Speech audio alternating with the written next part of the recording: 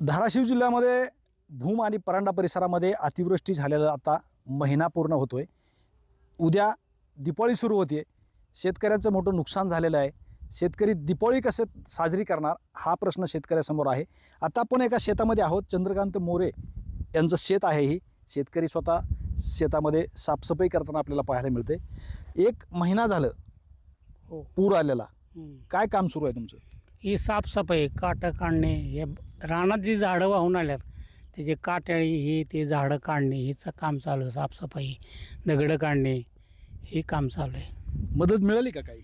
आणखीन ना तर नाही मिळालेली मदत. नाही मिळालेली. 1 रुपया पण नाही. पंचनामे झालेत? पंचनामे झाले, फोटो काढून गेलेले आहेत. बरं. हो, पंचनामे झालेच म्हणायचे, पण मदत नाही आणखीन. कोण भेटलं का प्रशासनाचं? त्यावेळेसच, आता नाही कोणी भेटलं. कोण आलं होतं? त्यावेळेस मंत्री बी आलते, गिरीश महाजन, ओमराजे आलते, पण मग राणादादा आलते. काय बोलले तुम्हाला? काय आता ते बघून गेले पंचनामे, फोटो फिटो काढून गेले. मदत मिळेल म्हणले तुम्हाला, एवढं बोलले ते, बाकी काय नाही. आता हे साफसफाई करता हे दुसरं पीक जे आहे, आता ह्याच्यात सोयाबीन होतं का? हो, तुम्ही काढलं का ह्याच्यातलं सोयाबीन? काढलंय. 60% काढलंय, 40% नाही काढलं. कारण काढायच्या अवस्थेतच नाही. ते पाण्यामुळे कुजून बी गेलं, त्याच्यावर माती बी आली, काय दगडं आली, त्यामुळं. हो. आणि आता हे झाडं जे आहेत हे मोठे मोठे हे वाहून आलेली झाडं आहेत. हो, आणि हे तुम्हाला बाजूला काढावं लागते. हो, हीच काढायची अडचण आहे ना, यालाच काटे जास्त आहेत ना. बरं. हो, यात आता मशीन जर JCB आणायचं म्हणलं तर आतमध्ये येत नाही, फसतंय आणि बी. हो, चिखल आहे. चिखल आहे, म्हणजे येत बी नाही. ते काटं काढून टाकायचं तरी कुठं, हे पेटवणेच गरजेचं आहे. टाकायला तरी कुठं जाय. आणि वाहून पण गेले तुमचं शेत? किती वाहून गेले? माझं अर्धा एकर जमीन वाहून गेली, पूर्ण खरडून. खरडून गेली. हो, कांदा होता त्याच्यात, ती पूर्ण खरडून गेली. त्याचं काय भेटलं का? आणि कशाचंच नाही, हां. कुठलाही रुपया नाही, शासनाचा रुपया नाही. बर. हो. दिवाळी उद्या. हो, आहे की. हं? दिवाळी आहे ना. काय हसू झालं आपलं? नाही, आता काय आहेच की, दिवाळीचं ही. म्हणजे आपल्या शेताचं सगळं हे झालं नाही, ना? आता त्याला इलाज नाही. निसर्ग काय करावं ते. तुम्ही केलं का मी केलं. निसर्गामुळे काय करावं, निसर्गापुढंच काहीच करता येत नाही. तर तुम्ही समाधानी वाटता मला, म्हणजे असं की बाबा आता समाधानी नाही. हो, काय कारण नेमकं काय करावं, समाधान नाही म्हणावं, नाही ते काय करावं. कुणाकडून घ्यायचं आणि कुणाला? कुणाला मागायचं का? आपला अधिकार आहे मागायचा कुणाला. बर. हो, अपेक्षा आहे का तुम्हाला सरकारकडून काय मिळेल म्हणून? आहे बरं का, पण चालतंय, जा जसं असेल तसं. काय कारण मला एकट्याला देणार नाही, दिले तर सगळ्याला देतील. सगळ्याला देते. पण आणि तर काय नाही बरं का. व्यवसाय तुमचा शेतीशिवाय दुसरा काय आहे? नाही, दुसरं काय नाही. जनावर नाही, ढोर नाही, काय नाही. काय नाही. काय नाही, फक्त शेती. किती शेती आहे तुम्हाला? 1 हेक्टर 46 पावणे 4 एकर जमीन आहे माझी. आणि आता त्याच्यात किती नुकसान झालं शेतीचं? नुकसान काहीच नाही होत, रुपये प्राप्त झाला नाही अंदाज तर. कारण गेल्या वर्षीचा माल बी का नाही, घरी जागा अपुरी आहे म्हणून इथं ठेवला, ते बी भिजून गेला.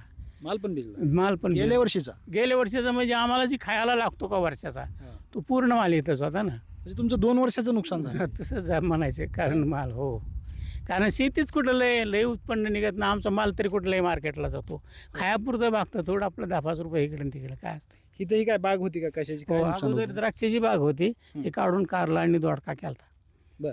मग ती पूर्णच गेलं. पूर्ण गेलं, काहीच नाही राहिलं. ते द्राक्षाची बाग गेल्या वर्षी होती, गाडली होती, फाउंडेशन तसंच होतं कारल्या दोडक्यामुळं. ती लावल्यावर पण असं झालं. आता काय करायचं? आता हे काढायलाच आम्हाला किती दिवस, महिना जाते का 2 महिने जाते, काढायचं अवघड आहे. साफसफाई करायला? साफसफाई, तारा एकाला एक बायडिंग केलेली असतात ना, तार निघत नाही तशी.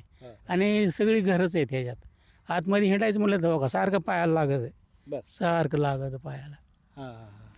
त्याच्यामुळं काय, मग ते माणसं वगैरे लावून करता येणार नाही का? सध्या तर माणसं लावतात, देता काय त्याला. आता खरं सांगायला खरा प्रश्न ते आहे, द्यायचं काय. आर्थिक अवघड आहे. हो.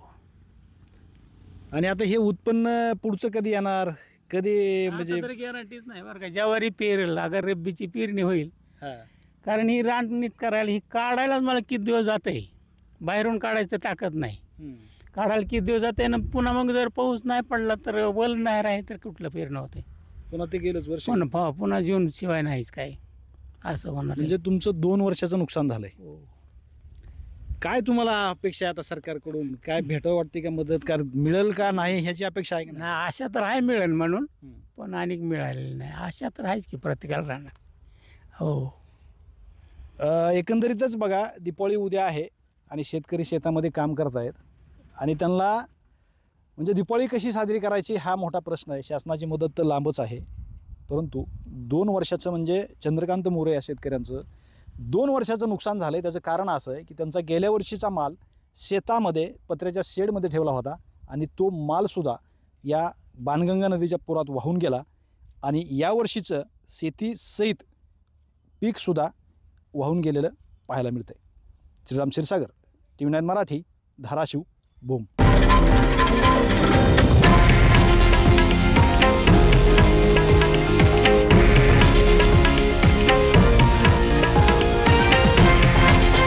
हे आहे देशातील नंबर 1 न्यूज नेटवर्क आणि आपण पाहत आहात TV9 मराठी, एकमेव.